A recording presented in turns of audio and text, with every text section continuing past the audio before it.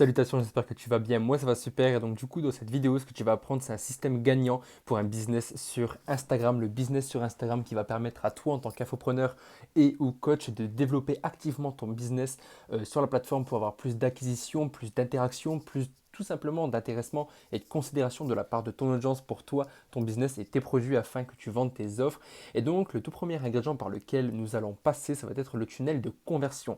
Ce que j'appelle tunnel de conversion, c'est se servir bout à bout et aligner les bonnes fonctionnalités d'Instagram dans le bon ordre afin d'avoir une conversion massive, une conversion qui se favorise, une conversion qui évolue avec le temps pour partir en dehors d'Instagram dans lequel on ira donc sur le tunnel de vente sans complexité, sans vraiment passer par 15 000 étapes, etc., etc. Tu vas voir, c'est assez intéressant. Donc si on approfondit sur le tunnel de conversion, on a en tout premier lieu un objectif de visibilité massive. Et donc là, par conséquent, tu peux te servir des Reels, donc les vidéos qui sont mises en avant davantage donc, par rapport aux posts ou aux storyline, etc. Donc les stories, les Reels, pardon, vont te permettre d'obtenir cette visibilité massive qui t'aidera par la suite à convertir les personnes pour qu'ils aillent visiter ta page. Donc là, par définition, on appelle ça un suspect. C'est la phase qui précède le prospect. Et donc ce suspect-là va aller sur ta page Instagram et c'est ici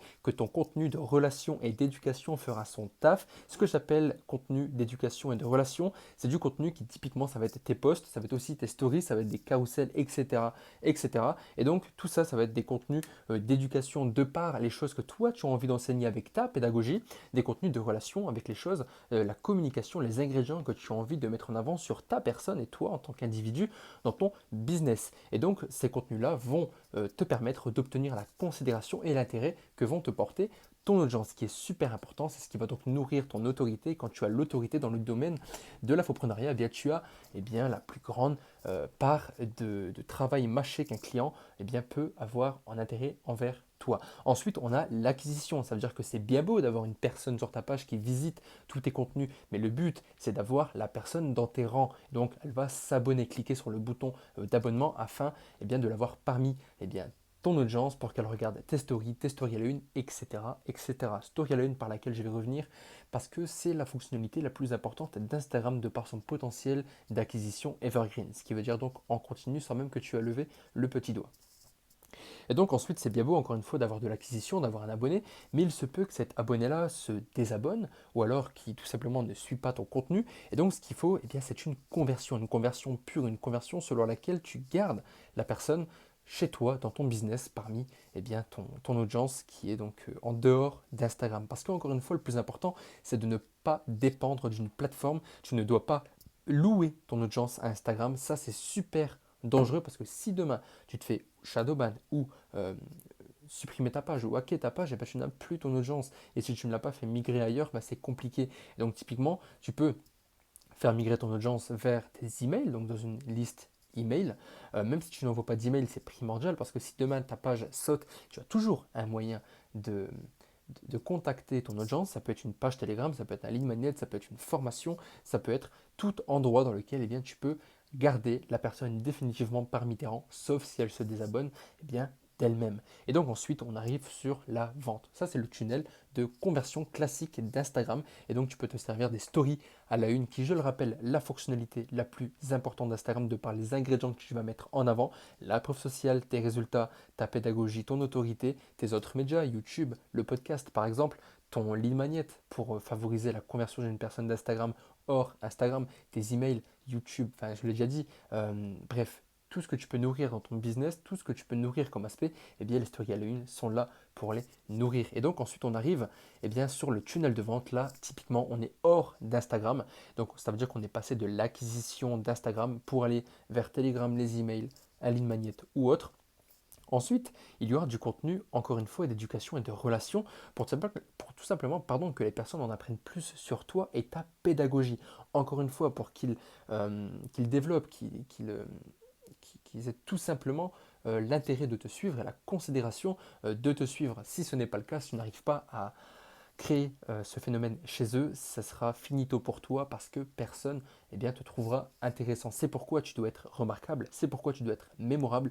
J'ai d'ailleurs sorti un podcast à ce sujet-là, donc qui est l'autorité dans ton domaine qui fera toute la différence. Je mets le lien dans la description, tu pourras aller le suivre juste après cet épisode, cette vidéo YouTube. Et donc pour en revenir au contenu d'éducation et des relations, ça va être par rapport aux messages Telegram, tes vidéos YouTube ou tes podcasts, ça va être par rapport à tes emails et les contenus que tu vas créer en général hors d'une plateforme de médias social, c'est-à-dire sur une création de contenu qui sera uniquement adossée entre toi et ton audience, non pas par un algorithme. Et donc ensuite on arrive à la vente classique que tu peux faire par email avec une semaine de lancement orchestré, c'est-à-dire avec une phase de persuasion qui va, admettons, durer 3 jours, une phase de persuasion qui va durer 4 jours, un lancement de 4 jours avec de l'urgence. C'est typiquement ce que je fais. J'ai commencé de mon côté, c'était 2019-2020, j'avais fait le lancement de 11 formations et c'est qu'à la 11e formation que j'ai fait ma première vente. Là nous sommes ça va bien heureusement 4 ans après, ça se passe très bien pour moi, je continue de faire mes lancements. J'en ai fait plus de 60 jusqu'à présent, j'ai créé plus de 60 formations et donc ça marche très bien pour moi et donc de la vente. Et là ce que tu peux faire c'est vendre en podcast, vendre par email, vendre sur Telegram, vendre sur YouTube. Tu peux vendre absolument partout, le but étant de se décomplexer, de vendre comme si tu avais vraiment quelque chose qui intéressait ton audience et c'est le cas parce que ça va leur permettre d'évoluer, de passer au step supérieur. Et donc par la suite ce qu'on aura c'est la fidélisation. La fidélisation, ça commence tout simplement par une bonne expérience utilisateur, une expérience client qui est favorisée avec des choses qu'il va apprendre et qui vont lui être utiles, des quick wins, c'est-à-dire des gains rapides, des choses que tu vas lui mettre entre les mains, que lui va utiliser, qu'il aura des résultats grâce à toi. Et si c'est le cas, il reviendra. Ensuite, on a différents axes de ton business qui sont un petit peu plus poussés, mais je les ai mis ici pour que tu sois au courant. On a le revenu moyen par client, donc l'ARC, qui va typiquement être le fait qu'un client revienne ou pas chez toi. Moi, le revenu moyen par client, il doit avoisiner aujourd'hui les 600 euros, ce qui veut dire que selon mon pricing moyen, la personne rachète 2 à 3 fois chez moi. On a le marketing et la communication, chose que je diffère. Le marketing, ça va être typiquement le fait de mettre tes offres en avant avec de la persuasion et du copywriting, le fait de montrer qu'il y a de l'intérêt, cultiver la considération de ton audience envers tes offres. La communication, en revanche, ça va être toutes les choses que tu dois montrer en résultat, toutes les choses que tu dois montrer en preuve sociale, toutes les choses que tu dois montrer pour tout simplement prouver au client qu'il peut gagner ces choses-là avec toi. Et la communication ne peut ou ne doit pas être en place uniquement lors des lancements marketing, mais de manière intemporelle. Ensuite, on a l'échelle de valeur comme un escalier que le client va monter, en commençant par un produit gratuit ou un essai offert sur un échantillon de produits, puis un catalogue selon lequel tu as un produit d'appel, une formation classique, un coaching et un accompagnement. Donc ça, c'est une échelle de valeur. Ensuite, toutes les stratégies à optimiser au fur et à mesure. Je l'ai quand même mis parce que je trouve que c'est important de parler de ces phénomènes-là, même si tu n'y es pas encore, c'est super important. Et donc ensuite, on a la chose la plus chiante, c'est la sophistication client, mais c'est aussi le plus important parce que si tu ne sais pas à qui tu parles et si tu parles à tout le monde, eh bien au final, tu ne parles à personne. C'est pourquoi tu dois savoir euh, tu es sur lequel parmi ces 5 niveaux de sophistication client. Donc admettons, sophistication de niveau 1, le client ne sait pas qu'ils ont un problème, ne savent pas qu'il y a un marché, ne savent pas qu'il y a une solution. C'est très rare que tu es dans cette catégorie-là parce que il y a un travail monstre à faire en prise de connaissance et en considération. Le niveau 2, c'est le client sait qu'il y a un problème, mais il ne sait pas, il ne le comprend pas, il ne sait pas qu'il y a une solution, il ne sait pas qu'il y a un marché, il ne sait pas que tu existes. Le niveau 3, c'est le client connaît les potentielles solutions à son problème, mais il ne te connaît pas, il ne connaît pas ta solution. Le niveau 4, il connaît ta solution, mais il ne la veut pas encore assez pour l'acheter. Et le niveau 5, le client veut ta solution et il veut l'acheter. Et puis il passe à la caisse et puis il a une expérience utilisateur qui par la suite tu vas le fidéliser. Typiquement, un business en général parmi les personnes que j'ai suivies, donc parmi mes accompagnements et mes formations, ça fait un peu plus de 500 personnes.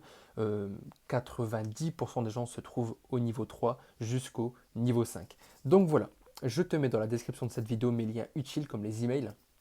Il y en a plus de 700 qui ont été rédigés uniquement par mes soins et envoyés à une audience d'infopreneurs et de coachs. Chaque email envoyé est un email perdu, ne sera plus jamais envoyé et donc ne loupe pas le prochain.